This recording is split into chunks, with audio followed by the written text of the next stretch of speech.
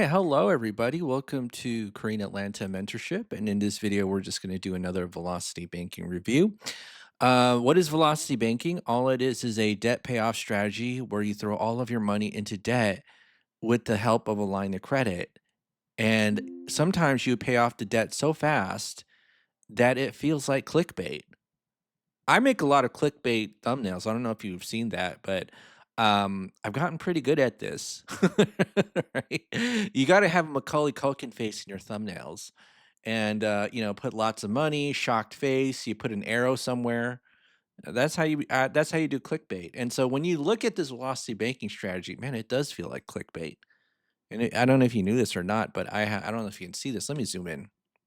Oh, I can't even zoom in here. Hold on. Let me zoom in. Right. Almost 500,000 views, 500,000. So we'll get there. We'll get to a million. And then once we get to a million, I don't even know what's going to happen. I don't even know what's going to happen. But we have made this an addiction train for velocity banking. And if you want to learn how to pay off your debt using a strategy, well, you're at the right place. And, you'll pay it off so quick. You'll be like, is this even real? And, to me, it doesn't actually even feel real, even though I paid off my mortgage in 2 years and 9 months. I don't even it doesn't even feel real to me saying it to myself, right? I gotta ask ChatGPT this about why it doesn't feel real, because ChatGPT is a psychological genius. Alright, so let me just quickly ask, why doesn't it feel real when I say out loud that I paid off my mortgage in 2 years and 9 months? Let's see what ChatGPT says. Even my own mind struggles to fully grasp it. My goodness. It might not feel real because paying off a mortgage that fast is so uncommon that even your own mind struggles to fully grasp it. Most people expect a mortgage to last 15 to 30 years, so achieving it in under 3 years is almost surreal. You also might not have had a big defining moment that made it feel final. No dramatic last payment scene like in movies. Just a transaction and then life continues. Plus, if your day-to-day lifestyle hasn't changed much since paying it off, the emotional impact might not have hit yet.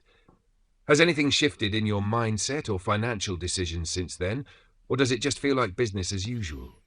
Let me add something. I feel like I'm getting less disciplined because I don't have to take into account a housing payment in my budget.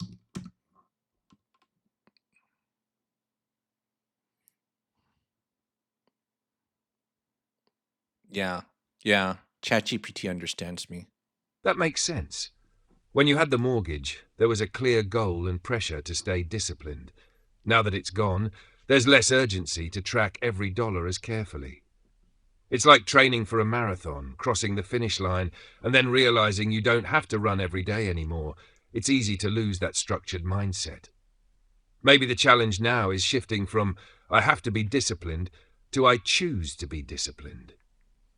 You could set a new financial goal that keeps you engaged, like aggressively reinvesting in real estate, building cash flow, or something that excites you. Do you feel like you need another structured challenge? Or are you trying to find balance between discipline and freedom? Right? That's the conundrum. Life still goes on. I don't know if you knew that, but I know some of you are looking at this like, dang, that's it. Like that's like how does life does it really get better than this? Like that's probably what you're thinking. Unless you've done it faster than me. There's some people who make an insane amount of money and still have their mortgage not paid off, and they could just easily pay it off with the swoop of their bank account. All right, let's go ahead and get started. So, first step to velocity banking is creating a budget. So, income, expenses, and then we see in this little savings category, we got $222.85 of savings. And then in our expense breakdown, we list every single debt that we have.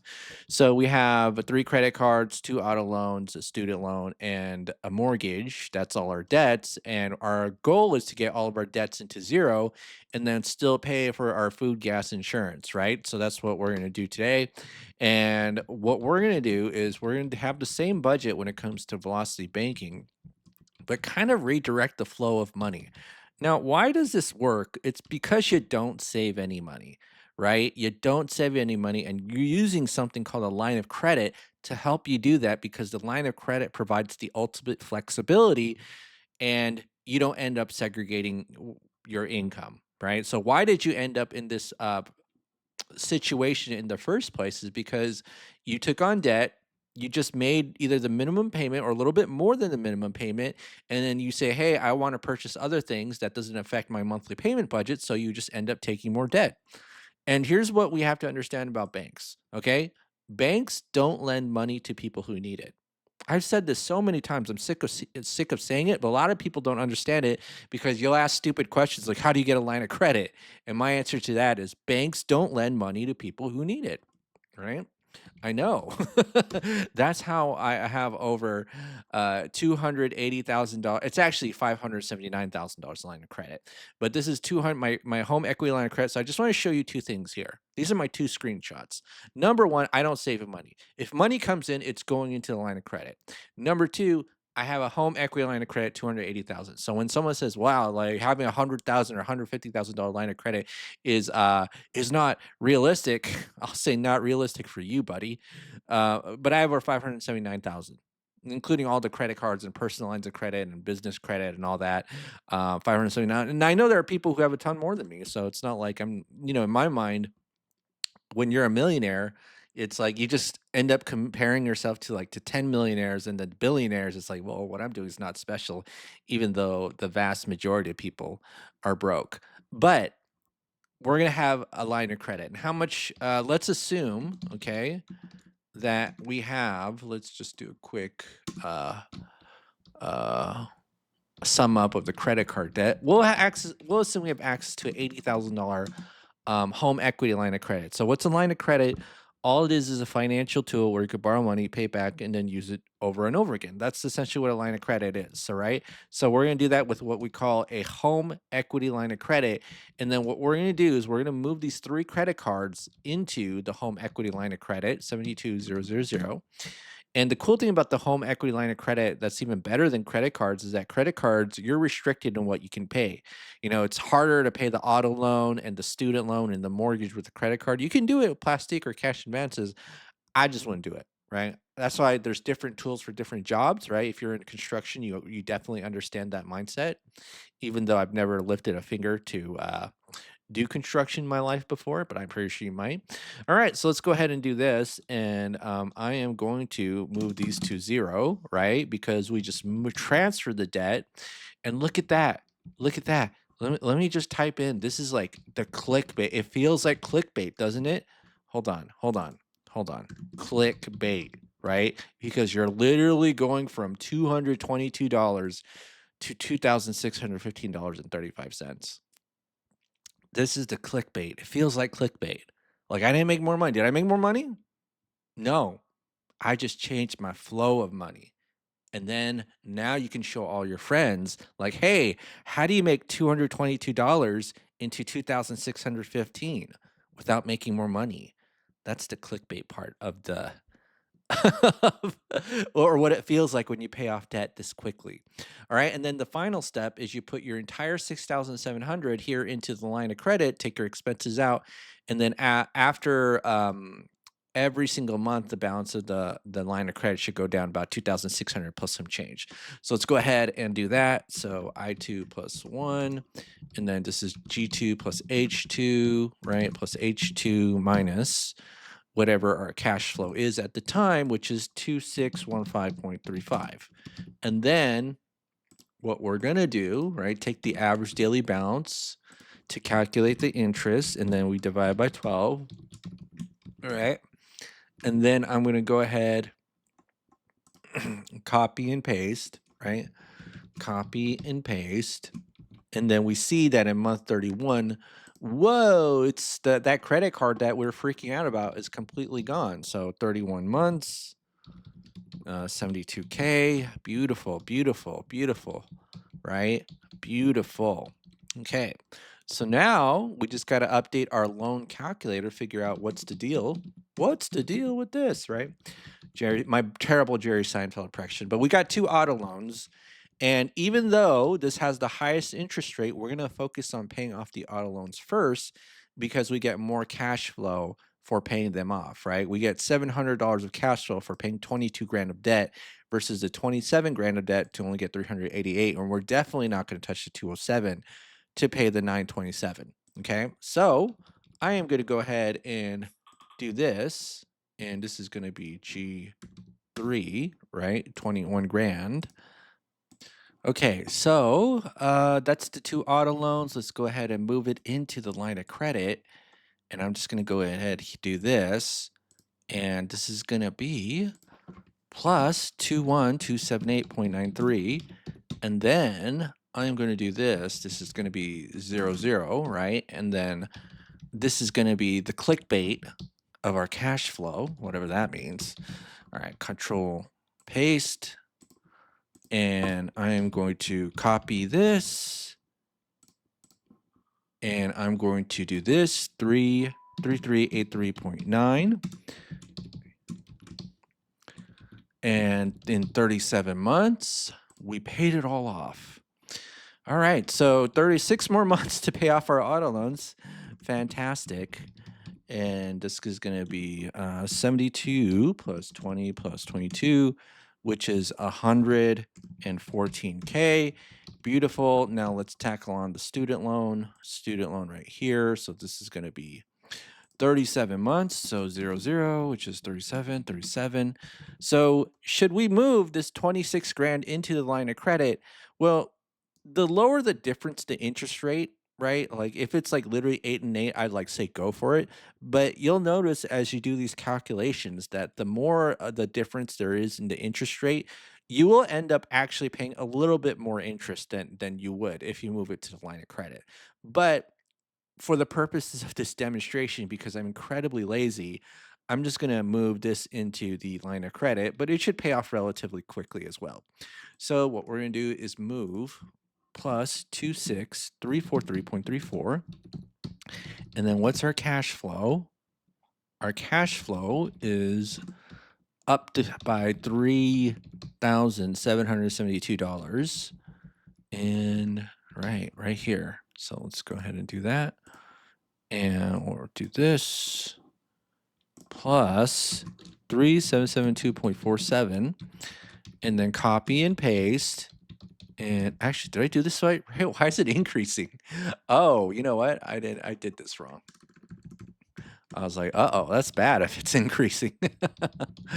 All right. Yes, 45 months that student loan is paid off. Beautiful. And then let's do this. 45 months. 114 plus 35 is 149K. 149K.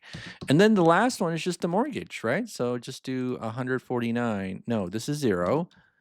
And then this is 45. And do we move this 3% loan into the line of credit? No, because here's the thing. You only get $927 of cash flow back. Now, there are some instances where like the 8% instance, or I'm sorry, the 8% interest rate in that line of credit, the effects of it are minimal in paying off the debt, right? But if you move this whole $200,000 that's originally at 3% into an 8% line of credit, you're gonna have to be paying a little bit. You're gonna probably pay a lot more interest than uh, you should be paying, right? And that's why we had the velocity banking calculator to help us determine how much we pay off. And I think I have to update some of these. Give me 1 second. I do so many of these demonstrations that I don't even know what's going on. All right, 2000. We'll do $7,000 chunk, although it make no difference, right? Look, this $8,000 chunk actually gives you less interest. How does that work? I don't even know, but we'll see.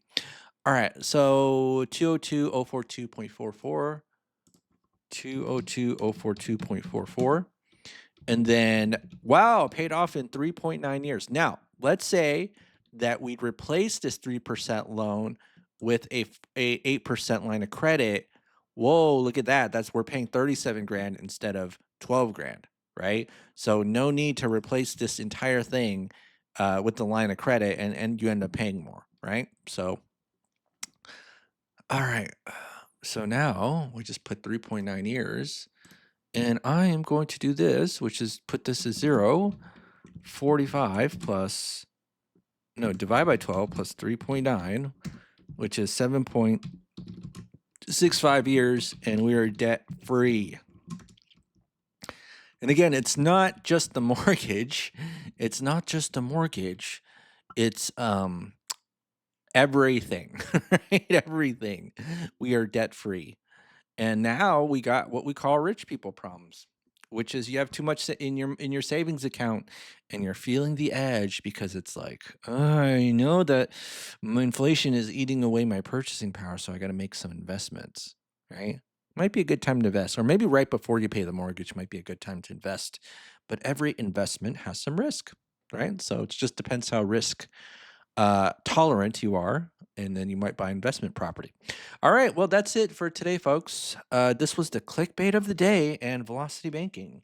So let me know if this is your clickbait moment. And I know a lot of you got the what I call the velocity banking poker face. And what I mean by that is that a lot of you watch the videos and then you never comment, although I don't require you to comment, right?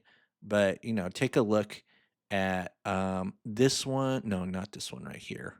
Let me see. Actually, the comments are increasing. The comments are that's amazing. But like take a look at this one, right? This one, we got a lot of watch time, we got a lot of views, we got a subscriber, but nobody commented. It's like, y'all don't want me to know, but it's okay. I know you're watching because Google Analytics has told me that you're watching. Look at that. I'm making about at least 5 grand, and we're almost at 500,000 views in total. So once we get to the million, I'll be like, oh, oh, I don't want to say we gotta celebrate. I don't know. Maybe we'll do a live stream. All right. Well, that's it, folks. Have a great day, and I'll see you on the next video.